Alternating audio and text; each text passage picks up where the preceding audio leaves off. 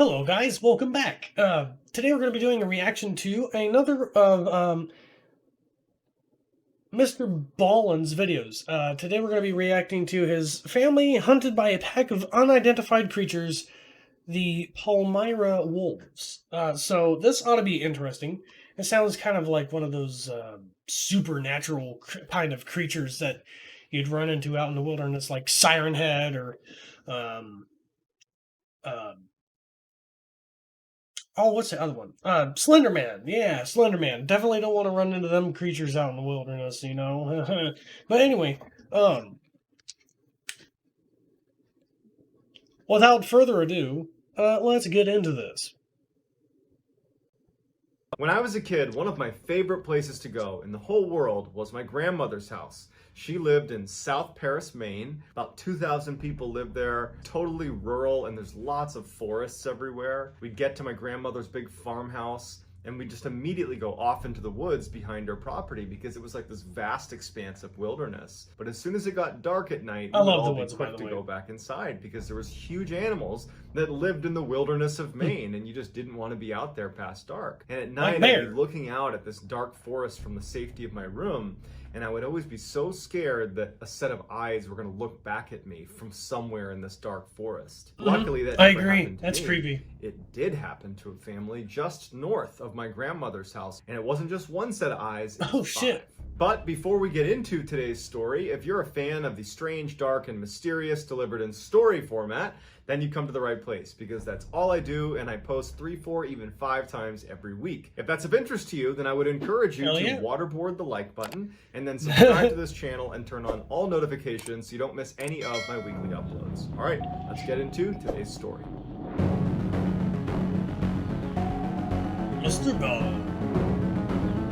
I haven't watched this guy at all until now. In 2005, Eric Martin was working in a paper mill in Maine, and he had been working at this paper mill for 20 years, and he was reaching up to get something on a shelf when he threw his back out. And in fact, he had slipped a number of discs, and it ultimately meant he was not able to work anymore. He was going to be disabled.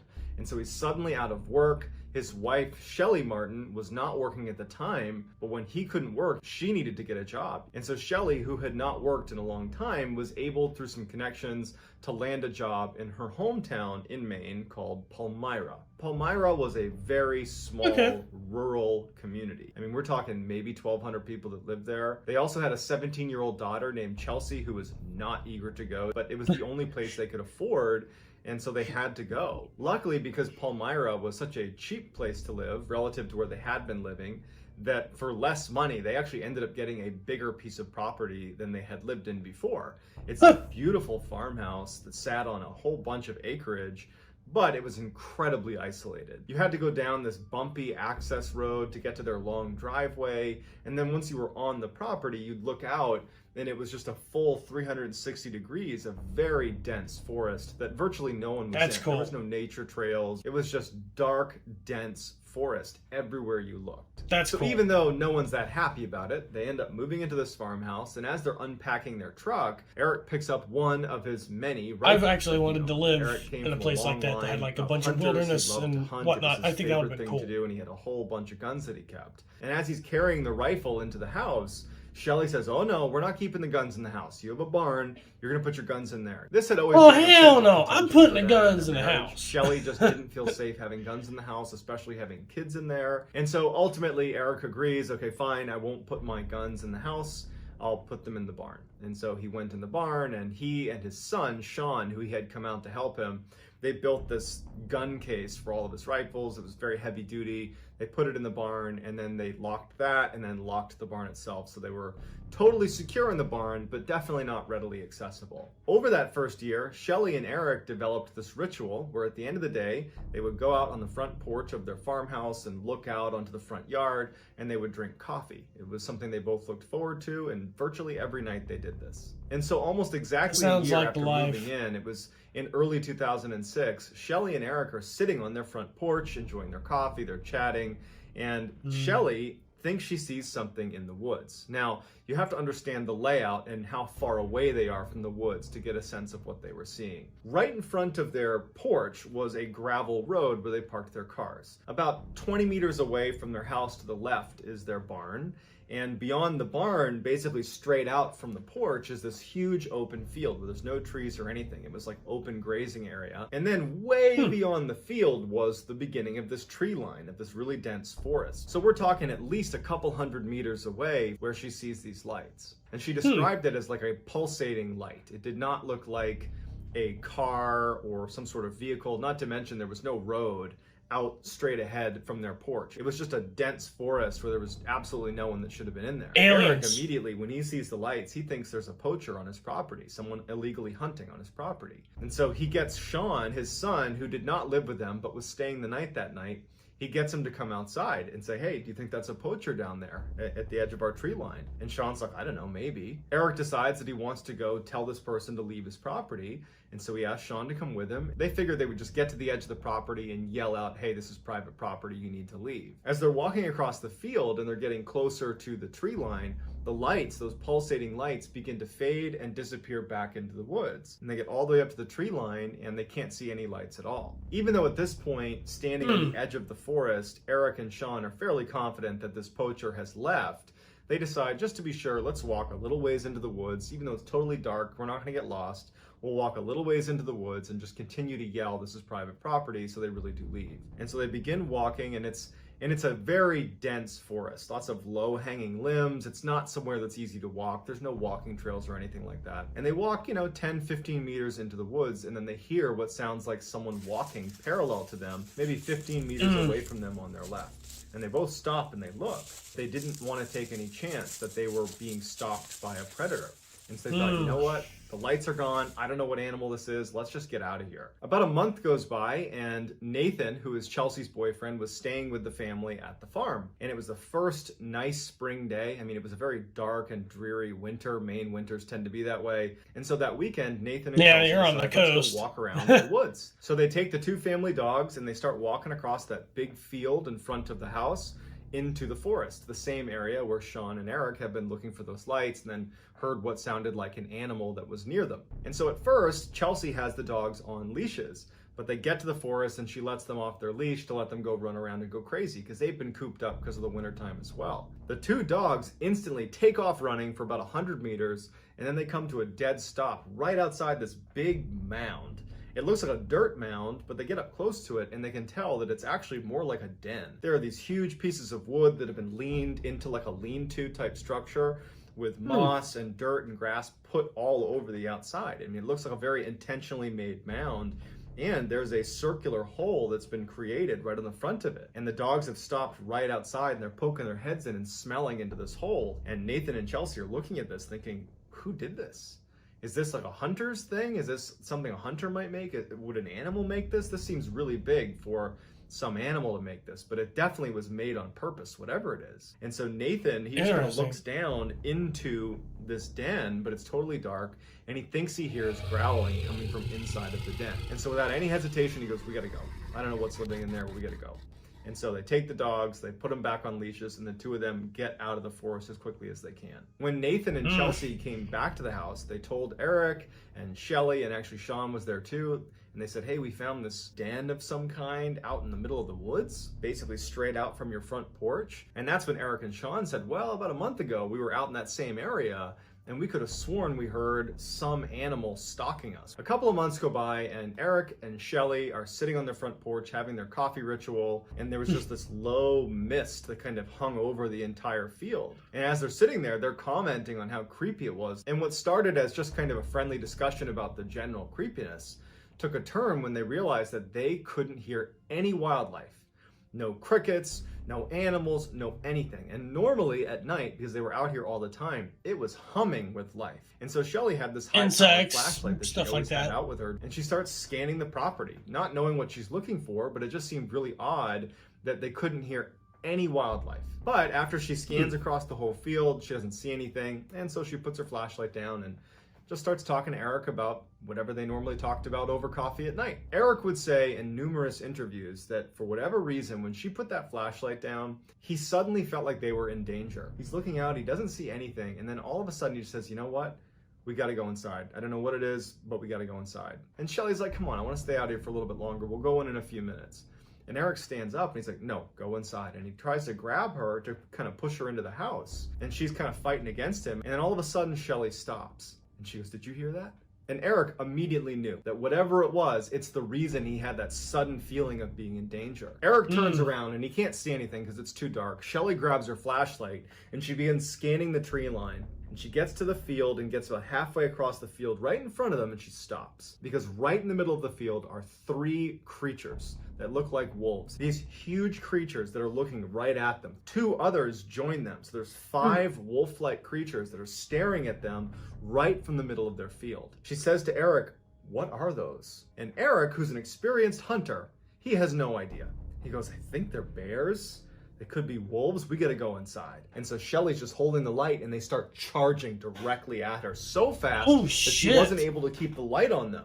They were already halfway across the field. They go inside, they shut the door, and they lock it. And without saying a word, the 2 of them make their rounds across the entire bottom floor, lock every window, close every blind, make sure everything is shut. There was something different about these 5 creatures. The way they started running towards them, it just felt like they were targeting Eric and Shelley. And so even after the house had been secured, they didn't feel safe. And so they're standing in the middle of their cabin, and Eric's saying, my guns are in the barn. We have no protection. And Shelley is like, whatever you do, do not go out there. We don't know what these are. It could be a bear, it could be a wolf, we don't know. Don't go out there. Shelley goes upstairs, she shuts off all the lights, she makes sure all the windows are shut. And then she goes to Chelsea's room, her daughter, and she wakes her up and she says, hey, come here, you gotta look at this.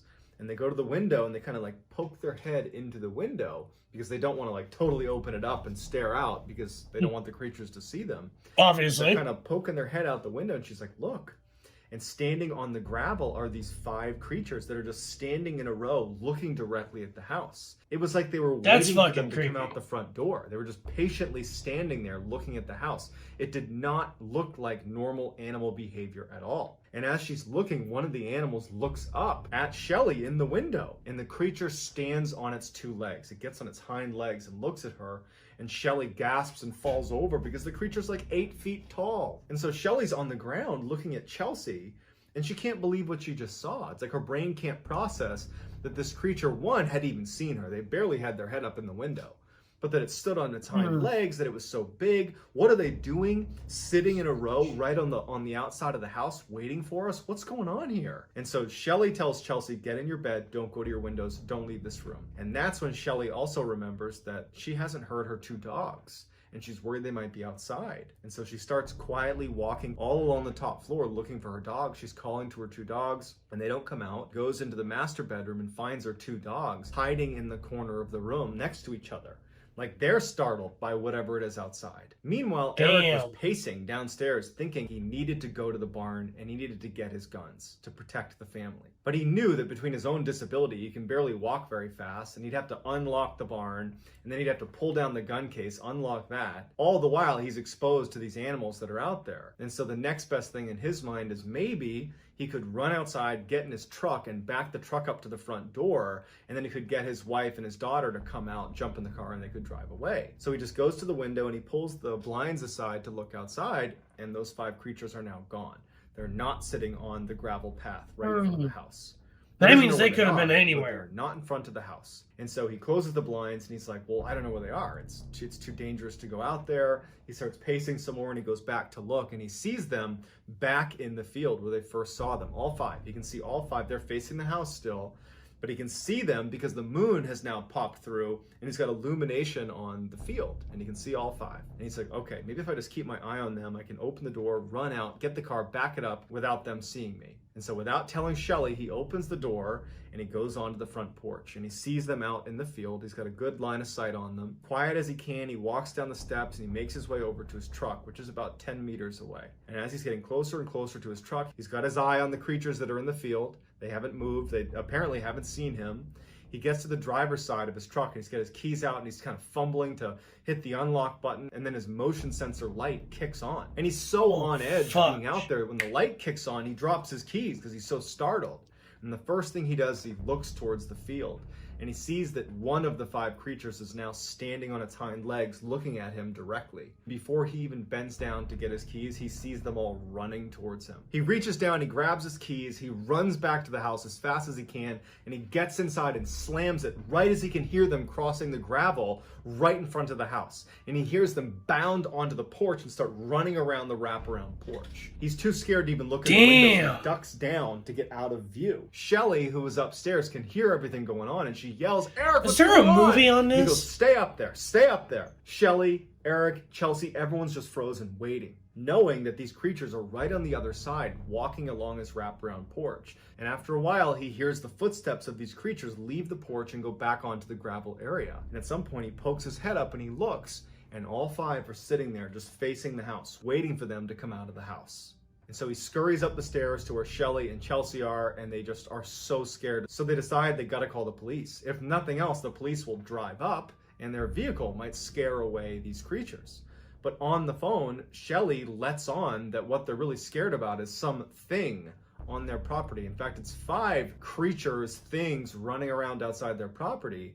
And immediately the police officer who's responding to this, he's like, "All right, well, are you sure it's not a moose? Are you sure it's not a bear?" And finally she's like, "No, can you please just come over here?" And he's like, "Listen, ma'am, just keep your door shut, keep your windows shut, and I'm sure it'll be fine." And ultimately, that's how the call ends. They're on their own. The family felt helpless, and Eric especially felt really frustrated because he can't protect his family. He doesn't have a weapon, he can't get to his vehicle, they're just trapped. And so they decide the only thing we can do is barricade ourselves inside of the house. And so for the next 30 minutes, they put heavy furniture in front of all the doors and the windows. They blocked everything as best as they could. They got kitchen knives, and they got an axe that they had inside to chop some wood. And so they go upstairs, they lock themselves in the master bedroom with their weapons and their dogs, and they get on the bed and they just decide all we can do is wait until the sun comes up. During the time they were barricading their house, they would look out from time to time and they would see the 5 creatures just sitting on that gravel area right in front of their house, just waiting for them. When they finally went upstairs and barricaded themselves in that room, they immediately heard the creatures move off of the gravel, and they heard a couple of them at least walk onto the porch and start pacing around the porch. And it's totally silent besides the sounds of these creatures. And they were clearly communicating with each other. They were bumping into walls, and then they were howling at each other.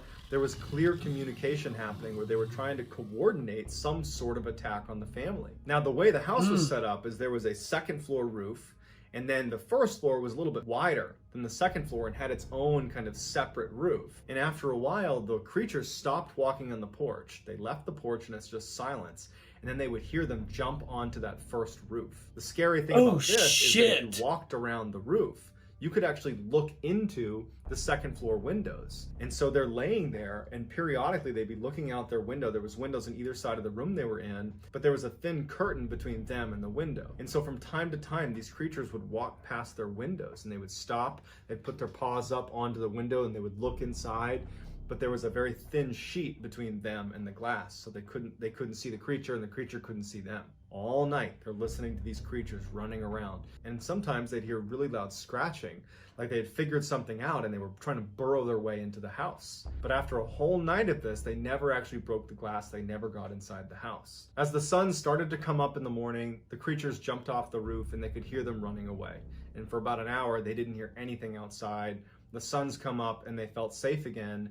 And so they left their room, they go downstairs, and they finally open it up. What the fuck would and they have all been? over their property are signs of huge creatures that had been on their property. Massive footprints with huge claws at the end. They found tufts of hair that had gotten caught on fence posts. And even scarier is they found all these points on the house, in particular on the 2nd floor when they were walking on that roof, where there was clear markings that they had tried to burrow into the house. There were these deep-seated scratch marks into the side of the house. The front door had been scratched apart. I mean, it was very clear that whatever these creatures were, they were trying to get into the house, but they had just been unsuccessful.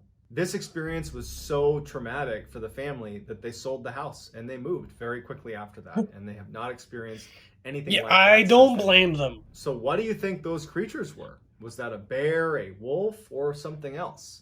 Let me know in the comments what you think, I and know, I'll get back Bear. to all the early commenters. So get in there and give me your best theory. If you enjoyed this video and you haven't done this I don't already, know. please waterboard the like button and subscribe to this channel and turn on all notifications so you don't miss any of my weekly uploads. If you want to get in touch with me, you can direct message me on Instagram or Twitter. My username on both those platforms is JohnBallen416. Okay. Okay. So to add to this, I don't think it could have been bear, because bear don't usually hunt in packs like wolves do. But it could have been a trick of the night. This is what I'm thinking. It could have been like a trick of the night, you know, being able to judge how big something is. You know, it might not have actually been 8 foot tall, but if it was, if those creatures were, that's hard to explain.